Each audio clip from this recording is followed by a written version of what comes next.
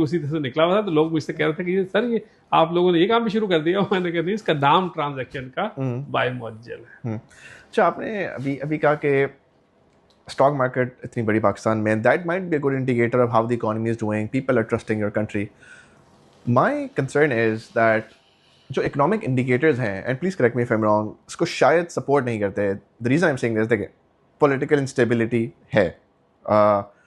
अभी world bank की report आई थी थोड़े टाइम पहले, and this is before the war. अब तो शायद चीज़ें और स्लो हो जाएँ, बुरी हो जाएँ, कि पॉवर्टी रेट बढ़ गया है, it has cross 40%, more than 40%. So that means हर 10 में से 4 लोग गुर्बत की लकीर के नीचे रह रहे हैं.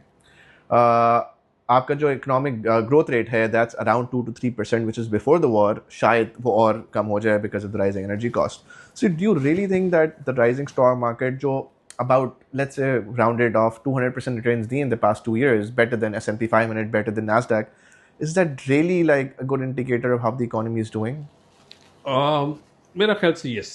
देखिए, जिसको मैंने आपको पहले आंसर देते हुए कहा था कि एक्सचेंज रेट हमारे गोरे की जो अर्निंग थी वो खा जाता था. अब पिछले 2-2.5 साल से एक्सचेंज रेट पाकिस्तान का स्टेबल है. बिल्कुल 280 पे ही डॉलर है. Sorry interrupting, do you think अब ये जो गवर्नमेंट है करंट, अब this is famous for holding the exchange rates. ठीक है, like it's very true. Like the current foreign minister that we have, he was the ex-finance minister, and he was very popular कि यार exchange बढ़ने नहीं देना. अभी I was talking to my friend who owns a very big textile company in Pakistan, and they're very worried because they should be worried. They should be worried because devaluation हो रही है तो उनका नुकसान हो रहा है, right? So अब अल्लाह ना, अब जब ये गवर्नमेंट कभी भी चेंज हो, तो do you think exchange rate will shoot up जिस तरह वो पहले हुआ था? देखिए, जो आपने अच्छा किया, पूरी एग्जांपल दे दी. कौन लोग ज्यादा कंसर्न है? एक्सपोर्टर्स और टेक्सटाइल वाले ज्यादा है. और मैं ये हमेशा से कहता हूँ, मेरे दोस्त यार बड़ा मजाक उड़ाते हैं और माइंड भी करते हैं मेरी बातों को. पाकिस्तान में जो प्रोफेशनल है वो पाकिस्तान से बाहर जाता है, बहुत कामयाब होता है. आप पाकिस्तान से बाहर गए हो, अपने यहाँ से पढ़ा लिखा, अपने बाहर भी पढ़ा. मेरे बहुत सारे मैंने देखे दुनिया में जो पाकिस्तान का, not only chartered accountant, CPA CFA वगैरह वगैरह, कोई इंजीनियर डॉक्टर, वो पाकिस्तान से बाहर जाते हैं, बहुत कामयाब है. पाकिस्तान का जो कारोबारी आदमी है, मेरी दुआ और ख्वाहिश है कि वो जाके पाकिस्तान से बाहर भी कामयाब हो, लेकिन उसको थोड़े स्ट्रगल करनी पड़ती है. बिकॉज उस बड़े लेवल की बात कर रहा हूँ, छोटों की नहीं मैं कर रहा. उसको जो मरात यहाँ हासिल हैं वो बाहर जाके हासिल नहीं होती है, उसको कम्पीट करना पड़ता है. मैं यहीं रुकूंगा, इससे आगे जाऊंगा तो और मुझे मेरे क्लाइंट्स गुस्सा करेंगे. एक्सपोर्टर को जरूर ख्वाहिश है और होती है कि डॉलर का रेट कुछ भी कर दें, बट आई थिंक तो ज़्यादा अच्छा आंसर, अगर मैं फाइनेंस मिनिस्टर हूं तो मैं ज़रूर पूछूं कि भाईजान, आपकी अगर बात मान लें, अब अगर 25 बिलियन डॉलर की अगर एक्सपोर्ट आप कर रहे हैं, हम अगर इसको 10% डिवैल्यू करते हैं तो आप इससे डबल लेके आओगे. वहाँ कुछ नहीं है. फिर वो कहते हैं नहीं जी, हमारा जो इम्पोर्टर था उसने रेट चेंज किया, उसने हमारा मार्जिन फिक्स कर दिया, ये कर दिया.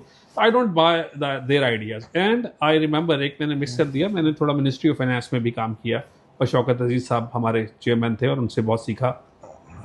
और ही वॉज काइंड इनफ कि वो अभी भी लास्ट 7-8 साल पहले तक तो उन्होंने मुझे चाइना में बुला के लोगों से मिलवाया, बताया, समझाया, जस्ट बिकॉज मैंने उसका काम किया था. तो उन्होंने रिस्पेक्ट और वैल्यू करते हैं. उस पीरियड के, उस अहद के लोग भी कहते थे कि यार शौकत अजीज ने ना रेट को बड़ा फिक्स करके रखा था, अगर ना करता तो ये हो जाता, तो वो हो जाता, तो वो हो जाता.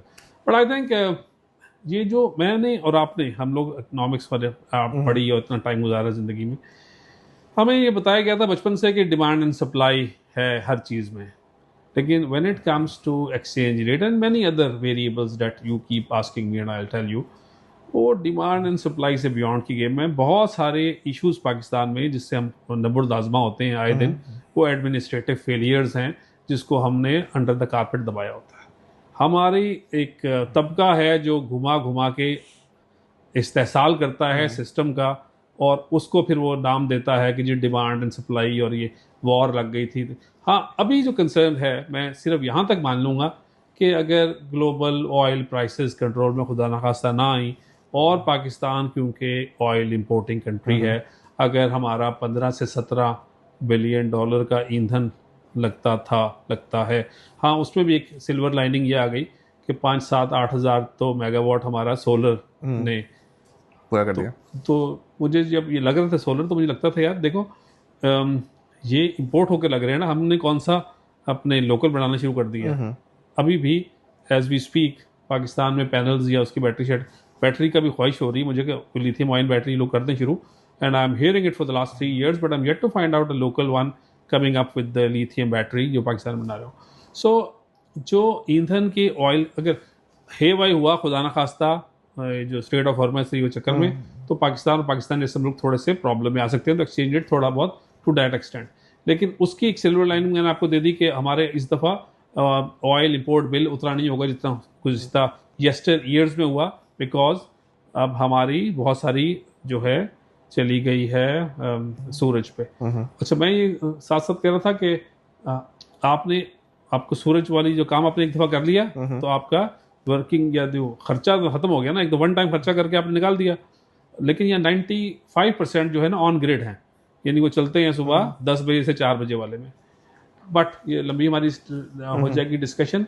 Suffice it may be to say the silver lining, देखें पाकिस्तान में जो वेल्स खुदते हैं ऑयल एंड गैस एक्सप्लोरेशन, हमें खुशी मुझे होती है ईच टाइम कि पहले ज़माने में कुएं से जब खोदते हैं, ये माड़ी वाला हो जाए, ये चले माड़ी से शुरू करते हैं. माड़ी गैस एक बहुत शानदार कंपनी है.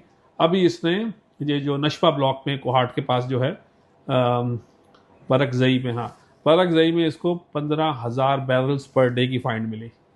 ठीक है. तो अभी पाकिस्तान में 55,000 बैरल्स पर डे की ऑयल हम लोग खुद बनाते हैं, यानी खुद हमारे प्रोड्यूस करते हैं, और अब वो 55 से 70 हो गया.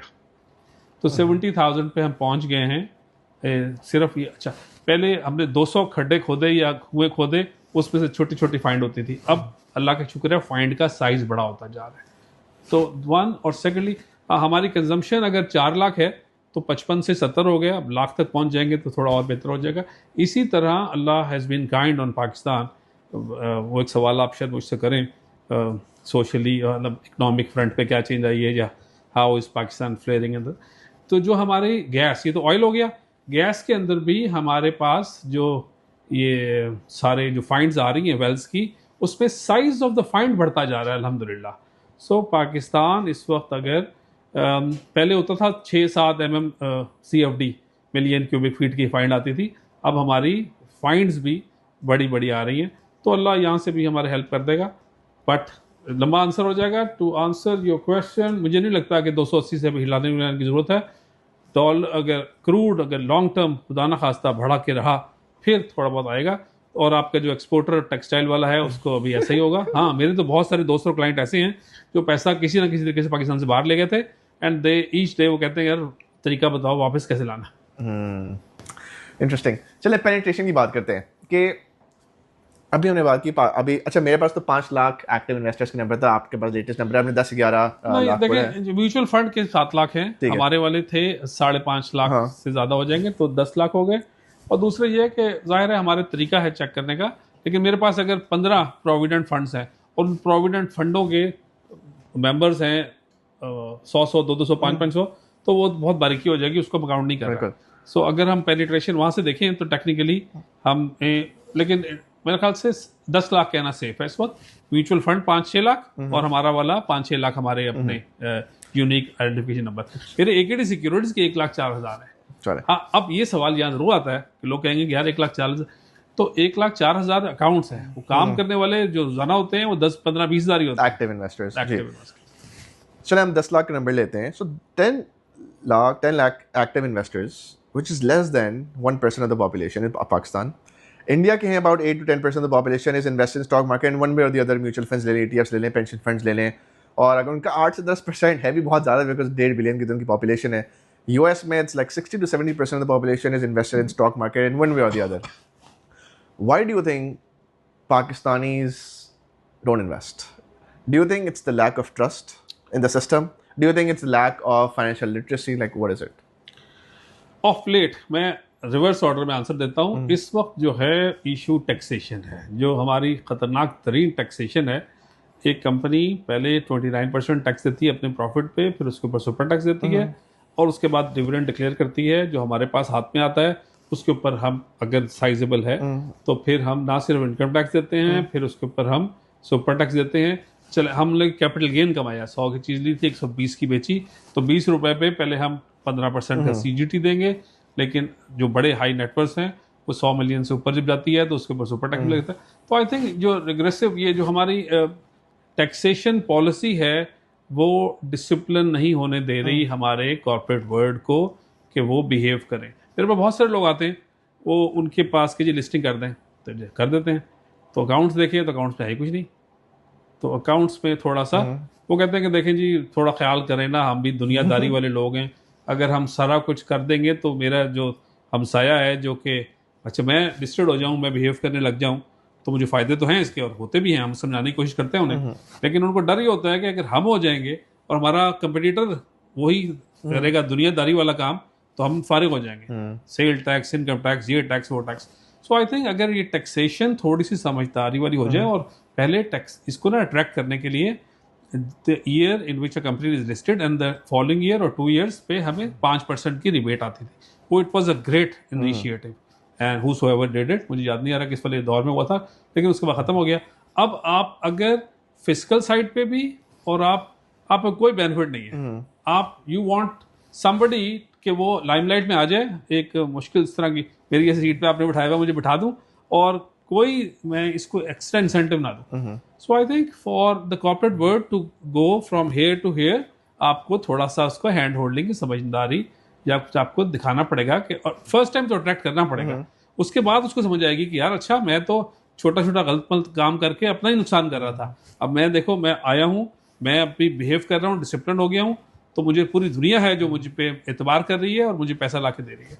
सो आई थिंक पाकिस्तान में थोड़ा सा टाइम लगेगा, लेकिन हाँ नए IPOs आएंगे, तो उससे एक्सेस टू फाइनेंस की तरफ लोग जाएंगे तो काम बेहतर होगा।